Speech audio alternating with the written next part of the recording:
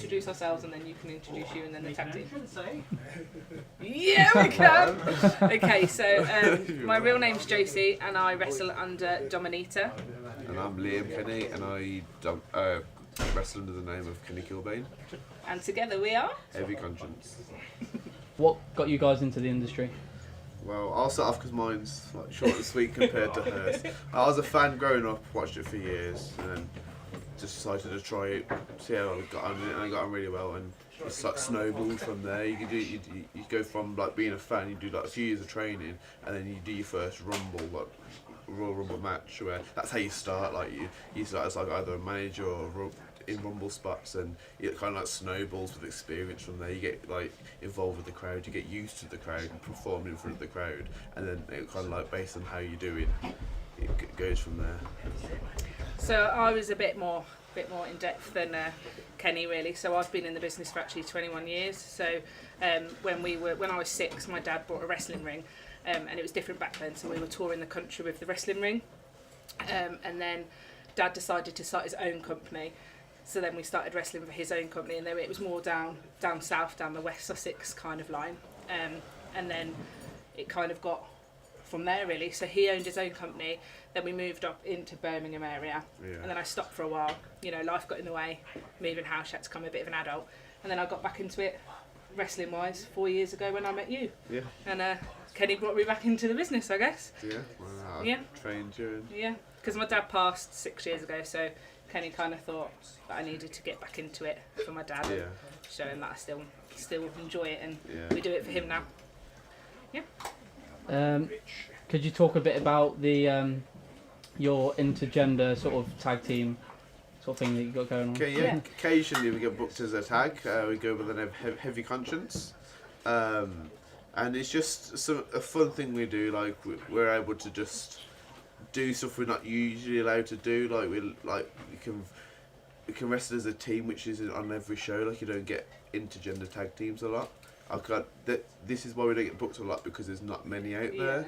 So say once you've wrestled one intergender tag team, you've wrestled them like one or two. Like that's it. Like so, like when people form teams together or form alliances between a man and a woman to bring us in, we'll do a little bit with them. But do you know what I mean that's? I think at the minute though, with like general life and Ponter's point of view, because you can wrestle the men as well. I think it's quite a stigma at the minute. Is that acceptable to be able to wrestle a man? And obviously with my size it's more acceptable because people think I'm bigger, and then we do like a thing where the smaller man comes out and then I come out and then I attack the man kind of things. But it's quite nice that we're able to do that together, because we kind of do things where he lifts me, and it's nice to be able to do it together because we're a couple. It's nice to be able to enjoy that experience together. So we also get booked against each other a lot. Yeah. Because I can slam her, I can lift her on my shoulders and slam her and throw her in the air, and not a lot of people.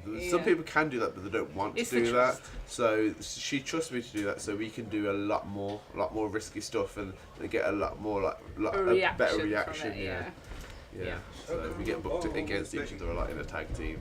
I just want other like women and men to be able to join a tag team, so there's more out there, isn't it? I think we're trying to break that stigma. I think WWE are slowly doing it, so I think it's going to become more acceptable for us to be able to do more intergender stuff now, isn't it? Because at the minute it's me and you against a man and a man, isn't it? Yeah. That's mainly what it is. Like. So we're trying to change that. From your perspective, like, what's it like being a woman in the industry with like back in the day when it was a bit like where it wasn't really looked at as it should be, like it is like starting to now? Yeah, well, with growing up, I guess I had idols of Klondike Kate and Sweet Sarai, and that's who I watched every week, 4 times a week, and they were my idols really.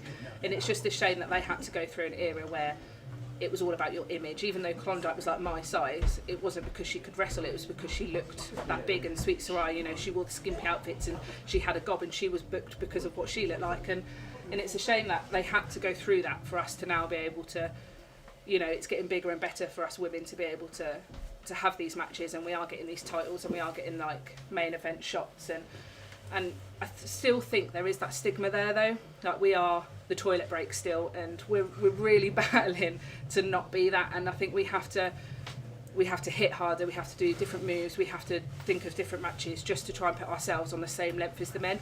And I'm not all like, oh, we deserve better, we deserve better. You know, it is what it is. And like I keep saying to Kenny, like, compare it to 30 years ago, even when I was a kid, we've come such a long way. We've just got a little bit further to go.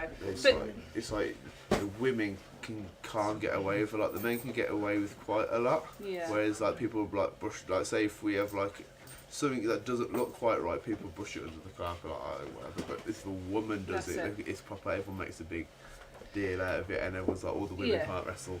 Yeah. And all that. If they make a mistake, it's not noticed. If we make a mistake, it's instant.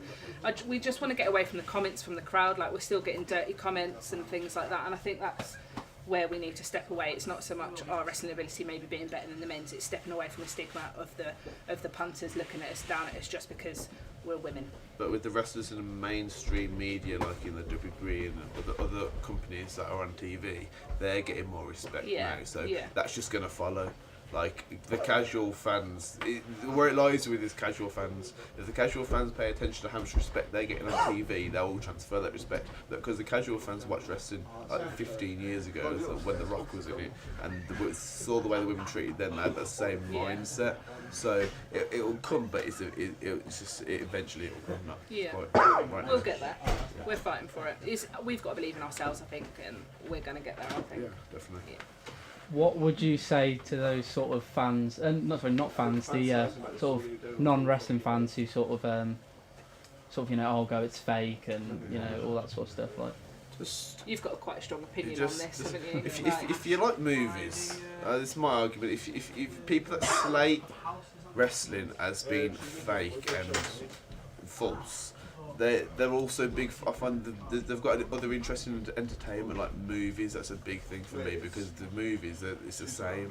Like movies, they don't even hit each other in the movies. Like on screen, like it's all stunts, and we're actually there slamming each other, hitting each other, and it's kind of like they've prioritised that because there's better production behind. Not better production, but there's more of it's more popular. So because that popularity lies in the movies, like people like love Fast and Furious, they love it.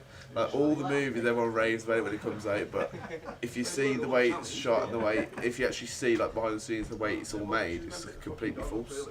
Whereas the wrestling, we're actually slamming each other, we're actually hitting each other, it actually hurts. We wake up the next morning feeling like we've been hit by a car, yet we don't get the same credibility.